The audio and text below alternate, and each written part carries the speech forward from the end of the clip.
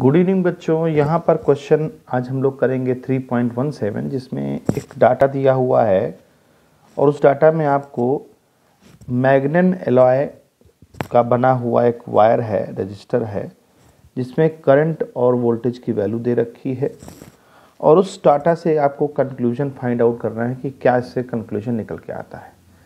देखिए, करंट की वैल्यू दे रखी, वोल्टेज की दे रखी, तो करंट और वोल्टेज से हम क्या निकाल लेंगे? रेजिस्टेंस। तो मान लीजिए करंट की वैल्यू आपकी 0.2 है और वोल्टेज 3.94 है, तो इसमें आपका 19.7 आ जाएगा।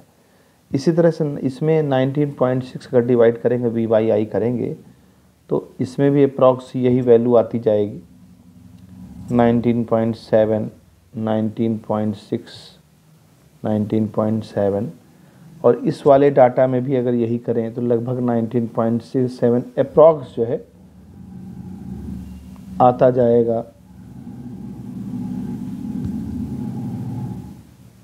सेवन 19.7। तो यहाँ पर अगर हम देखें तो बच्चों रेजिस्टेंस हमारा ऑलमोस्ट सेम आ रहा है और वो सेम कितना आ रहा है? It is point number 1, it is जो हम डाटा से देख पा रहे हैं, इट इज़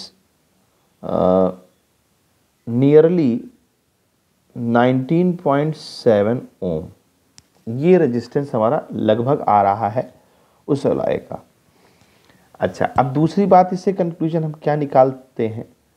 देखिए, ऑलमोस्ट होता क्या है कि जब किसी वायर को आप वोल्टेज बढ़ाते हो तो करंट बढ़ती है, जब वोल्टेज बढ़ता है, करंट बढ़ती है, तो अंदर का टेम्परेचर भी बढ़ता है। जैसे से आप वोल्टेज बढ़ाते हैं रेजिस्टेंस जो है चेंज होना चाहिए, है ना? तो लेकिन रेजिस्टेंस यहाँ ऑलमोस्ट सेम आ रहा है अगर हम इसको डाटा से देख रहे हैं, लेकिन टेम्परेचर इसका बढ़ता रहता है। तो सवाल उठता है कि जब टेम्परेचर बढ़ता है, जब वोल्टेज बढ़ाने से, तो यहाँ पर रेजिस्टेंस क्यों नहीं बदल रहा है? रेजिस्टेंस को बदलना चाहिए, क्योंकि हम जानते हैं जब टेम्परेचर बढ़ता है तो रेजिस्टेंस बढ़ता है, बट यहाँ रेजिस्टेंस नहीं बढ़ रहा है। इसका मतलब ये है कि इसका जो कोफिशिएंट है, टेम्परेचर कोफिशिएंट जिसको कह सकते हैं या थर्मल कोफिशिएंट कह सकते हैं, थर्मल कोफिशिएंट, वो ऑलमोस्ट जो है नेग्लिजिबल है, यानी नेग्लिजिबल है। क्यों? क्योंकि टेम्परेचर कोफिशिएंट बढ़ नहीं रहा है। टेम्परेचर कोफिशिएंट जब बढ़ नहीं रहा है तो यहाँ पर रेजिस्टेंस भी नहीं बढ़ रहा है। रेजिस्टेंस कह लें या रेजिस्टिविटी कह लें, वो दोनों हमारा कांस्टेंट है, नियरली इक्वल वही आ रहा है, सेम जो है।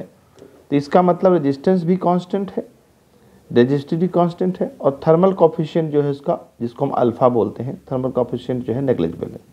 तो इसका मतलब वो एलॉय जो हमारा है, और ज़्यादातर एलॉय का जो है टेम्परेचर कोफिशिएंट नेग्लिजिबल ही होता है, उसमें इतना ज़्यादा टेम्परेचर कोफिशिएंट नहीं बढ़ता है।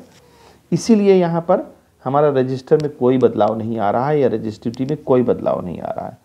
तो ऐसी ये इन्फॉर्मेशन हमको दे रहा है, जिसकी वजह से हम ये कह सकते हैं कि जो एलॉय है, ये एलॉय इंडिपेंडेंट ऑफ टेम्परेचर है।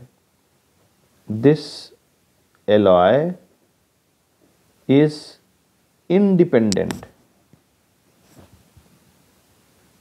Of temperature,